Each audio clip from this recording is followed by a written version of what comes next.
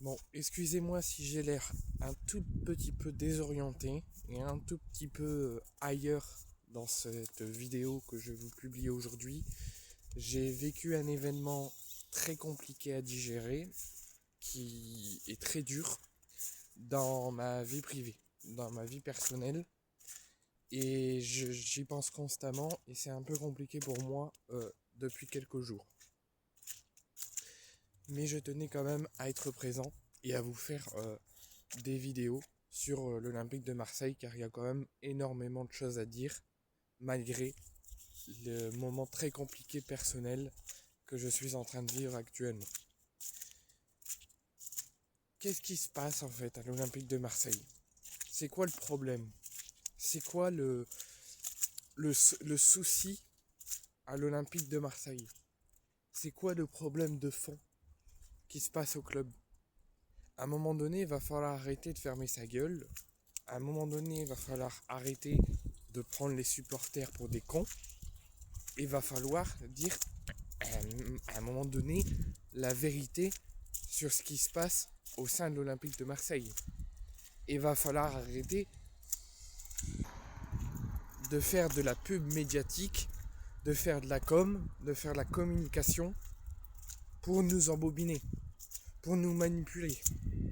Parce que moi je sais et je commence à vraiment me douter de quelque chose et à croire que les personnes à l'époque passées au sein de l'Olympique de Marseille n'avaient pas si tort. Si je parle notamment de Marcellino. Marcellino que pour moi je considère qu'il a fait un très mauvais passage à l'Olympique de Marseille. Et que c'est un très mauvais entraîneur. Pour moi, Marcellino, je ne l'aimerai jamais. Je ne le considérerai jamais comme un bon entraîneur de football. Et je l'avais même détesté, je l'avais même incendié.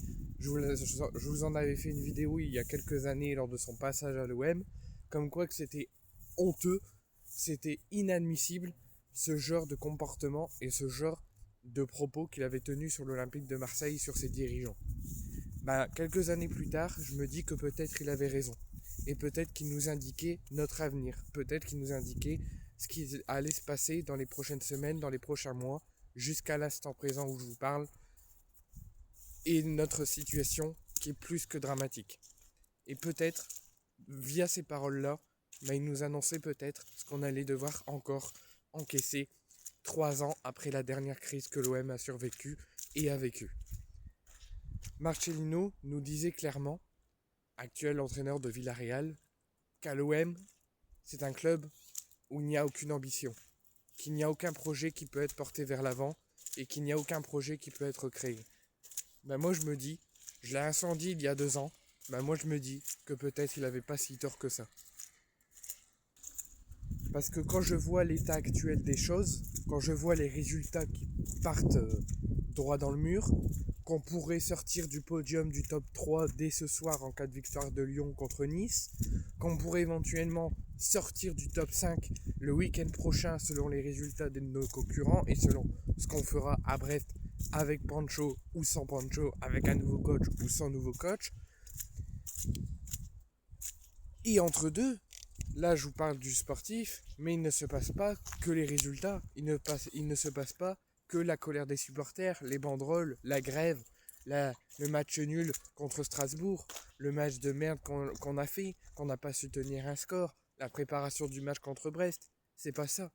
C'est qu'il se passe quelque chose de plus grave à l'Olympique de Marseille. On est en train de perdre tout le monde. Tout le monde est en train de lâcher le bateau. La banderole de 2012 revient au centre de l'actualité. Silence on coule, c'est la réalité. Il faut arrêter de fermer sa gueule et être vraiment honnête. On coule mais bien comme il faut. Parce que je vous annonce, à l'heure où je vous parle, que nous avons plus de coach. Roberto De Zerbi a quitté le navire et a démissionné de son plein gré d'un commun accord avec la direction. Ce qui a suivi le départ d'un membre de la direction, mais qui se montrait pas trop publiquement, c'est Giovanni Di Rossi, qui a quitté le club.